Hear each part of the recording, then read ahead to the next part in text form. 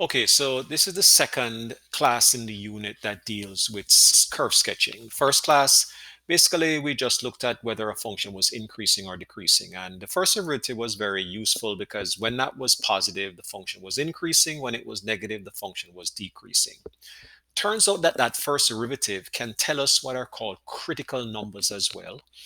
And furthermore, what kind of critical number are we looking at? Is that critical number part of a maximum or a minimum or even something else? All right, so let's get a definition out of the way. Critical number is any x value that could create a maximum or a minimum. We're going to say that when x is equal to c is a critical number, that's because the first derivative is equal to 0. The critical point is just simply what is the x and y. Those are the coordinates. So that would be when you take the critical number and put that back into the original function to get the coordinates. And we're going to find those critical numbers by just simply setting the derivative equal to 0. And as I said, we're going to investigate after that what those critical numbers are, whether it's a maximum, a minimum, or a saddle point. We're going to test that out by using the first derivative test.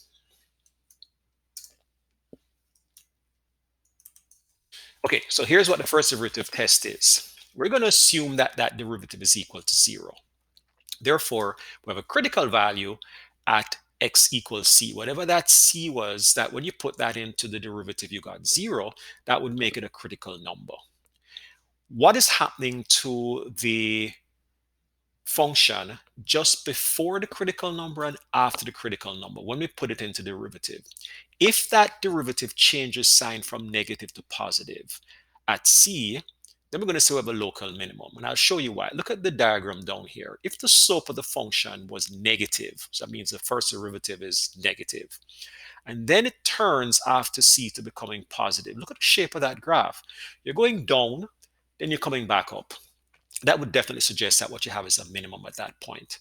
The opposite is true if you're going from positive to negative. So you have a positive slope, you're going up, and then you have a negative slope, you're going down. Again, that suggests that the function is a maximum because you're going up and then coming back down.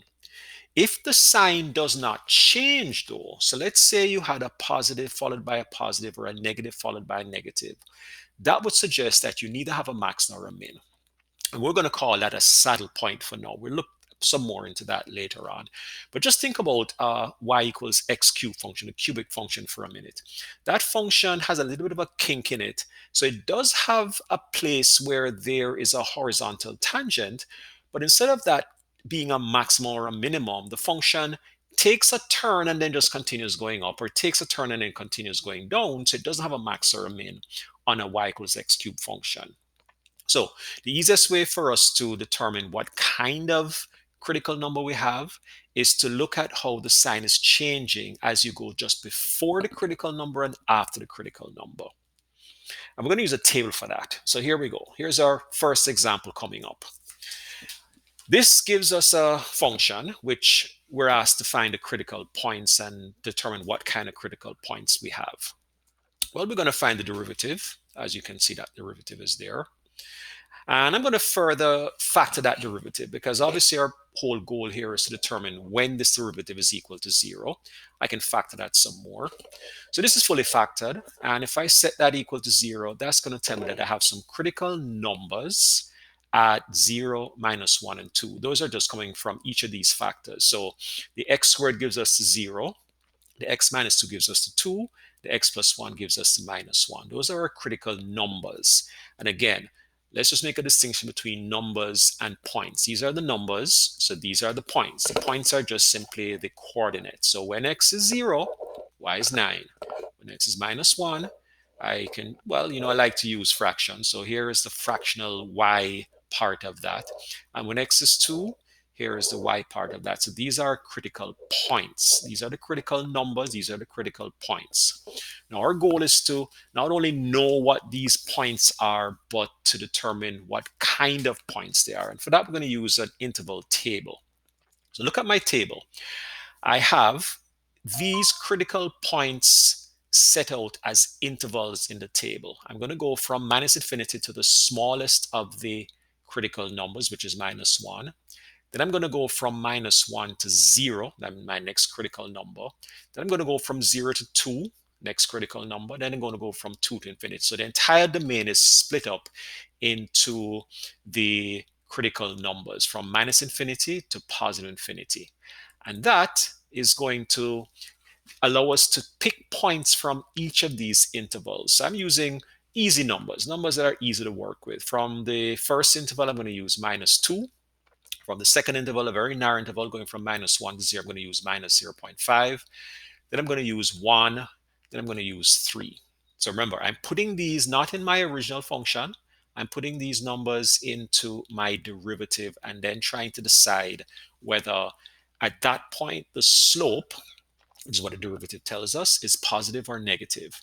So I'm putting it into each of the factors. I'm going to kind of break that down so it's easier for me to figure this out. I'm putting this -2 into the x squared term right here, the -2 into the x minus 2 term, and the -2 into the x plus 1 term. So if I put the -2 into the x squared term, that's going to be positive. If I square anything, it's going to be positive.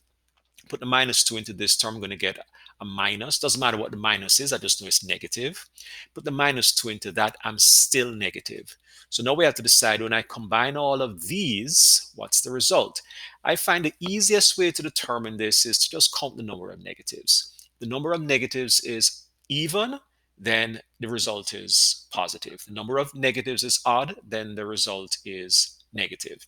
So in this case, we have 2 negatives, which is an even number, so the result is just simply positive. Over here, I'm using -0.5. So again, follow that through. This is positive. This is negative. So -0.5 minus 2 is negative. And -0.5 plus 1, that is a positive. So that means I have 1 negative, which is an odd number. So that result is negative. Follow that through for the other 2 columns as well. I'm going to end up with 1 negative here, which makes this negative. End up with all 3 positives. So it means that if I have all 3 positives, this is positive. Now, what does that mean? That means that I can now test this against the positive negative thing we talked about, meaning was it positive and then negative or negative and then positive? Well, this one goes from positive to negative, which would suggest that this thing here is a max. In other words, when I say this thing, the boundary between these two was a -1, so that -1 must have been a max. I went from a positive slope to a negative slope. These two, where the boundary is 0, it went from negative to negative. That sounds like I have a saddle point there. And then over here, I went from negative to positive. Think about the diagram on the first page. It was going down and then started going up. That's a minimum right there. So I can now label these points over here. The 0, 9 is probably a saddle point. The -1, 553 over 60 is a maximum, as it says in the table over here. And then this point here is a minimum. So that we've now done, what we've now done is we've found all the critical points and we've actually defined what kind of points they are by looking at the slopes before and after. Now, there's another way that we can do this, which involves using the second derivative. But for our purposes today, we're just going to stick to that first derivative to determine whether it's a max or a min, comparing the slopes just before the critical number, or critical point, I should say, and just after the critical point. Okay, I decided I would also show you the graph just to establish or to confirm what we thought.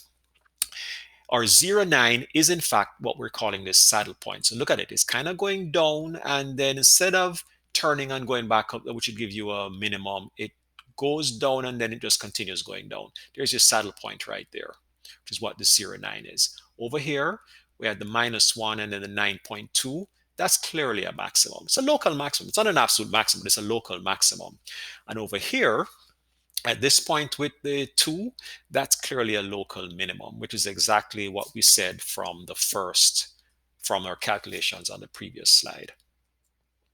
Now, can you have a critical number when f prime of x is not equal to 0? Turns out that you can. Remember the cusps. When you look at this diagram, hopefully it brings back something that we talked about earlier, where we said that a function that had an exponent that had a rational exponent, where the denominator was an odd number and the numerator was an even number, had a cusp. Look something like this. Now, a cusp doesn't have, you can't find the derivative at the point where you have the cusp. All right, it's one of those functions that you can't find a derivative here. The tangent line at this point is a vertical tangent line. There's no derivative at this point A. All right, so you're thinking, well, that means that I probably don't have a minimum, but clearly if you look at this function, you can see it does have a minimum. So even though I can't derive it at that point, so there is no derivative at A, right? Then you still have to understand that you could have a maximum or a minimum. And that's what this says right here. So we have to extend our rule to say that a critical number may exist where the derivative is equal to 0 or the derivative does not exist, as it does in this case right here. Okay, so let's apply that to the next question. Look at this function. This is one of those functions that has an exponent, as you can see, which is rational, where the denominator is an odd number and the numerator is an even number. This is going to give you a cusp. If we were to draw this, we would in fact have a cusp. Let's go ahead and derive it. So here's my dy dx. It's 2/3 x minus 4 to the minus 1/3. We know how that works. And I'm going to rewrite that so it looks like this. So the question is, setting this equal to 0, there is no solution. So does that mean there's no critical number? Well, we just learned that you don't have to have the derivative equal to 0 for you to have a critical number. You can also have a critical number where the derivative does not exist, and this derivative is undefined when x is in fact equal to 4. So because the derivative does not exist at x equal 4, 4 is a critical number, and the critical point would be 4, 0. Okay, so the question is, what kind of critical point is it? Is it a max or a min? Well, let's set up our table. There's my table. I'm going from minus infinity to the critical point at 4, and then from 4 to infinity. Now, you see I've chosen numbers here, and you're probably wondering, why did I choose these numbers? These are just convenient numbers to work with because you have to find a cube root. If I put 3 into this, I'm going to get 3 minus 4, which is minus 1. I can find a cube root of that. That's not hard. And if I work that through, I'm going to get a negative on this. Okay, so I'm going to get minus 1 here, and this whole fraction becomes negative. I chose 12 here because I have 12 minus 4, which is 8, and I can find a cube root of that fairly easily as well. Bottom line is that I'm going to end up with a positive between 4 and infinity. So that's the slope after the critical point. So the slope going in is negative. The slope coming out after that is positive. Think about the diagram we had before, going negative to positive. That would suggest that what we have is a minimum. So at that junction between these two intervals, where I'm going up to 4, then going past 4, that junction, that critical point of 4 is a minimum. So we can now label this appropriately as a minimum. That 4, 0 is a minimum. And the diagram confirms that. So here's our diagram with the cusp. And as you can see, it does go down to that minimum point and then starts to rise again. Again, this is just an illustration that you can have a critical number, you can have a critical point when the function's derivative is set equal to 0, but you cannot solve it. It's undefined for the function, for the derivative being equal to 0. All right, last example. What about this one? You're looking at a case where we're going to have to find a product, use a product law to find the derivative. Let's see what happens with this. Here's our function. And yes, I'm going to rewrite it so that I have an exponential or an exponent on the 2x plus 5, which is a rational exponent. Then I'm going to use the product law. So remember the product law, we're going to take the derivative of the first part, which is the minus 6x times the 2x plus 5 to the 1/3. This is underived. Then I'm going to take the underived first part and multiply by the derivative of the second part. So derivative, this is the 1/3, 2x plus 5 to the minus 2/3 times 2. So that 2 is there. These 3's will actually cancel each other out. So if I were to simplify that some more, then I would end up with this. This exponential, or this part here, which has the exponent, becomes a denominator because of the negative exponent. And this is what my derivative looks like. Well, you should remember that I always like to suggest that when you have any part of a derivative which has a denominator, or there's a part that's rational, that we should try to make them find a common denominator. So if I use my common denominator, it's going to look like this. Put this over 1 if you like. Put this part of the fraction over 1. What do I multiply that denominator by to get this denominator? Well, it's going to be 2x plus 5 to the 2/3. So multiply the top by that. They both have the same base. Notice that.